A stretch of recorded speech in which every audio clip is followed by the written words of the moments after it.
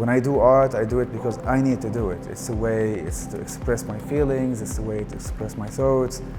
It's a way to just like put all these emotions in an artwork. Before the war, I had a very nice life. Amazing family, amazing friends. The war broke out in my city, in Aleppo, in 2012. It's like when you kiss someone you love, and you know that it's the last time you're gonna see him or see her.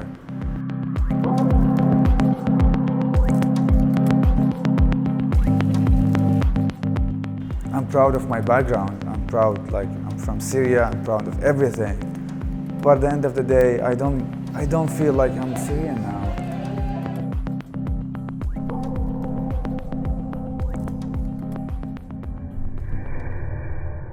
If you want to work, you can work anywhere. I was invited for the Photo Festival. It's in Texas, and really wanted me to go there. I got my appointment to get the visa from the consulate. Sorry, sir, you're Syrian. I can't give you the visa. And I was like, do you want to know what I do, or do you want to see the invitation? He didn't bother to see anything. It was like, no.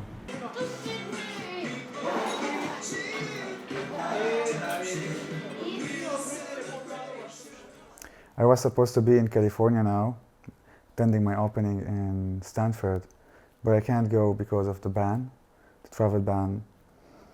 But I'm seriously thinking about sending my partner, Pablo, because he has an EU passport and he can travel anywhere he wants. I was like just surfing online, and the news of Syria along with the Pokemon Go game back then, so it was all Syria, Aleppo, Pokemon, Syria, Aleppo, Pokemon. I put the characters of the Pokemon inside like scenes from Aleppo, and I posted online. An hour later, like people, they're retweeting, talking about it, and it went viral all around the world. I got messages from all over the world. We are sorry we never paid attention to what's going on in your country, and thank you for showing us like what's happening there. That's exactly the role of any art. It's like to deliver a message in a very light way. It's like, and people, they just like, oh, this is happening. After Pokemon Go thing, you know, the Trump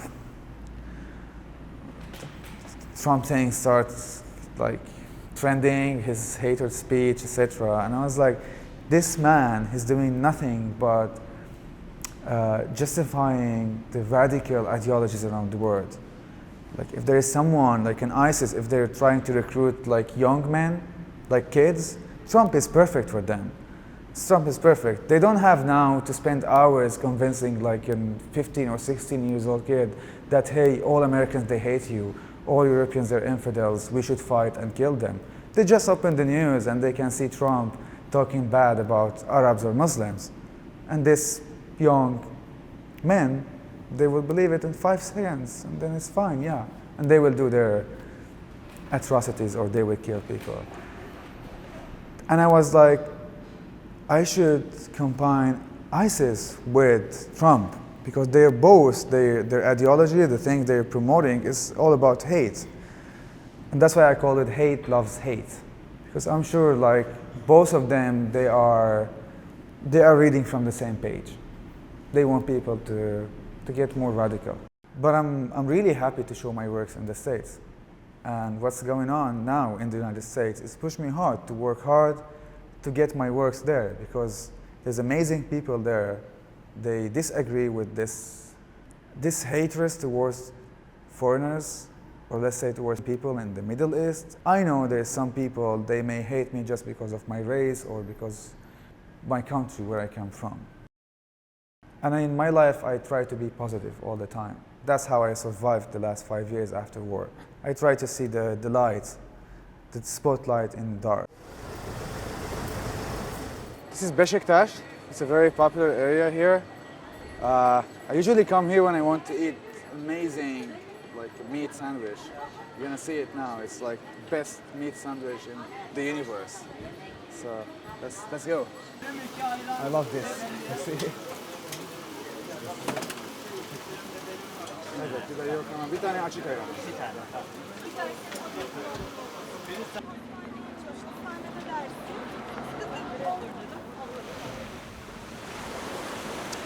This sound it reminds me of Syria. Because every year, in the summer, for 3 months, the whole family, we used to gather in the summer house. It's now my city. After 5 years of living here, almost 5 years, it's like my city. I can't imagine my life without being here. It's not like permanently, but I should definitely, if I return back to Syria, I think I would be living between Syria, between Aleppo and Istanbul always. My art is not related to Istanbul or to Turkey. My art is it's like my personal experience, Syria, war. So being here is definitely it's a good thing to work, definitely.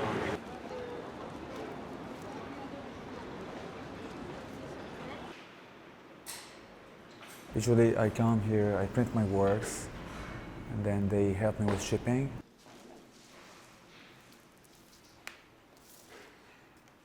The name of this series is A Woman Between. It's mainly talking about the Yazidis and the Iraqi women who were taken sexy slaves by ISIS. This figure, this guy, he's the one behind the idea of sexual jihad. His idea was women are weak to fight, so you can fight with your body by offering your body to jihadists. When you have an intercourse with a jihadist, when you please him, you're making a jihad, and you will go to heaven. So some Muslim girls, they went to Syria just to offer their body for the fighters there. They're taking advantage of their age, they're young.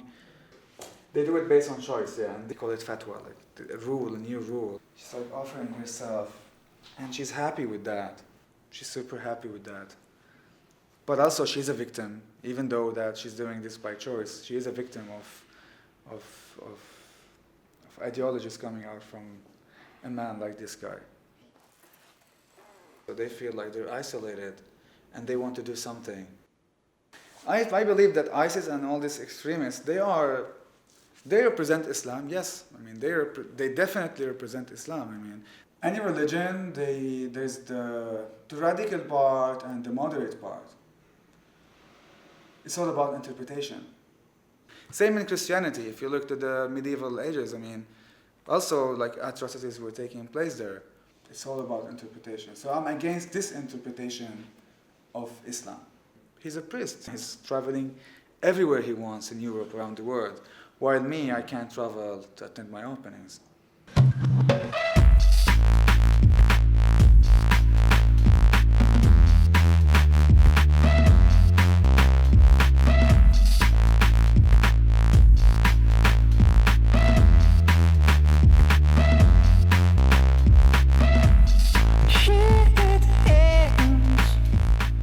That's what I need. I'm looking for a fish without an eye. The whole idea of my new work is a fish and eyes in the middle. Super. So I managed to find this fish, and it's without eyes. So apparently they swim really deep. They don't need an eye. Yeah. So they don't see. They only sense. Now I need to look for an eyes. I just need the eye itself, and it's fresh, it's bright, the contrast is good. Bu güzel mi, tatlı mı? Eyvallah.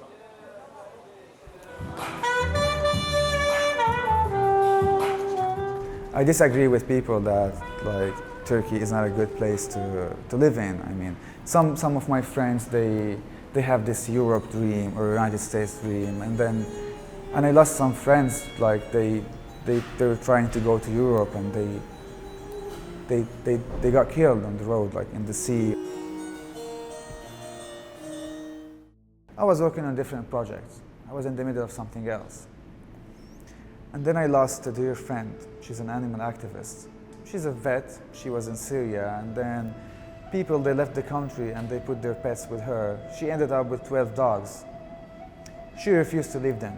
She was like, I'm not leaving behind 12 dogs to die. I'll remain in Syria and I will take care of them. I remember that day when I called her and someone answered, they say, she was shot yesterday, executed. I can't keep doing what I was doing, that project, because now something else is like just occupying my heart, my brain. And I met an artist, a performance artist, and he's Sufi. He prays through his dance. I told him the story. He felt that I'm not feeling good. What about we have a pray for her? I was like, yeah, but I want an animal. I want you to dance with the dove. Then after a few days, he said, guess what? I found a white dove. Let's do it.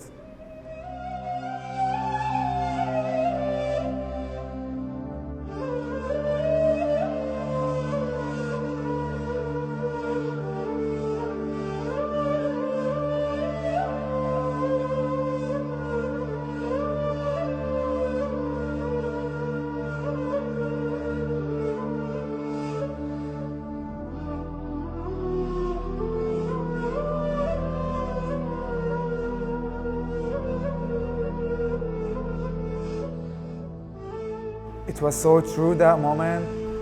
It took me a year working on this project.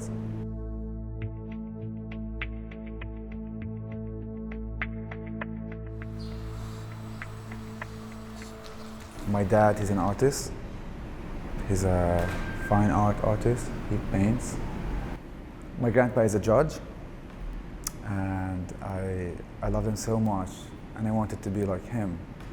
But I also lived in a house where art is everything. My dad, his paintings, and this environment inside the house also played a major role in what I am now and what I'm doing now. So after studying law and political sciences, I decided to just do art, not practice law, because I felt it's more me. The one who taught me photography is my grandpa. So that's how I combined, like, let's say, photography, art with politics. My great-grandpa is his name Abdurrahman al-Kawakibi. He's an author, he's a thinker in Arab world. He's pretty famous in his bold statements back then during the Ottoman Empire. Some people, they say I look like him. Yeah, I mean, I'd love to. For me, like, to be the grandson of this important figure, it's also like, to push me more to work. You feel like you have a duty. Like you have a duty to deliver a message. It's like a mission, it's like a life mission to do. Ladies and gentlemen, many songs have been written, and this is one of them.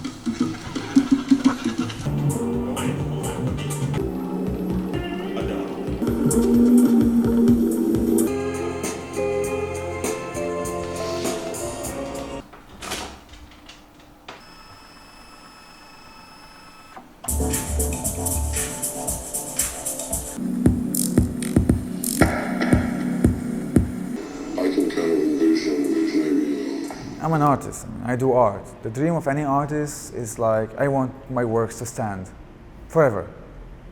This is any artist, his dream. Singer, musician, painter. So this is my dream, because I believe if your work, if what you do stand, it's like you never die. And why I want my works to stand? Because I have a message. There's a message behind this. The other dream is I want Aleppo back.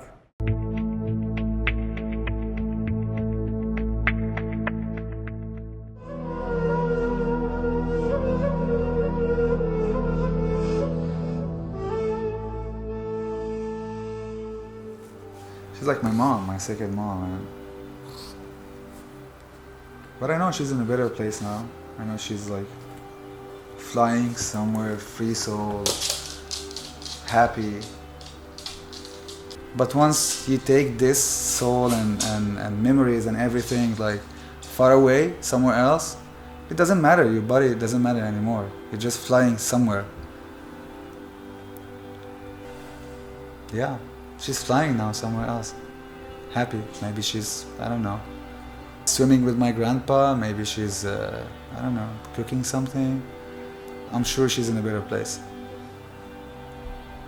Yeah.